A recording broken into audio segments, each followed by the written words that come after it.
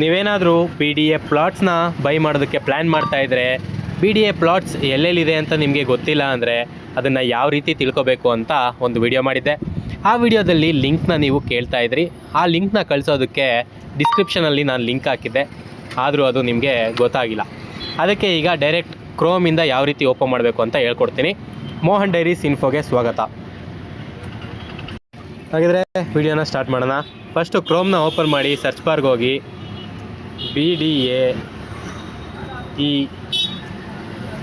Action ಅಂತ ಹೊಡೆದ್ರೆ ನಿಮಗೆ ಈ ಒಂದು ವೆಬ್ಸೈಟ್ ಓಪನ್ ಆಗುತ್ತೆ. BDA Karnataka.in ಅಂತ ಅದನ್ನ ಓಪನ್ ಮಾಡ್ಕೊಳ್ಳಿ.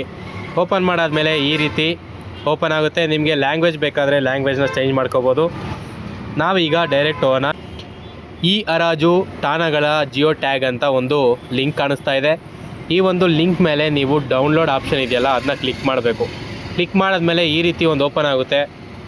ಸೈಟ್ ನಂಬರು, ಅದು ಮೀಟರ್ಸ್ ಒಳಗಡೆ ಎಷ್ಟಿದೆ ಮತ್ತು ಟೋಟಲ್ ಏರಿಯಾ ಸ್ಕ್ವೇರ್ ಮೀಟ್ರಲ್ಲಿ ಎಷ್ಟಿದೆ ಅಂತ ಬರುತ್ತೆ. ಆದರೂ ಲೊಕೇಶನ್ನ ಓಪನ್ ಮಾಡಬೇಕು ಅಂದರೆ ಜಸ್ಟ್ ಈ ರೀತಿ ಲಿಂಕ್ ಮೇಲೆ ಕ್ಲಿಕ್ ಮಾಡಿದ್ರೆ ಆ ಒಂದು ಲೊಕೇಶನ್ನು ಓಪನ್ ಆದರೆ ಆಗುತ್ತೆ.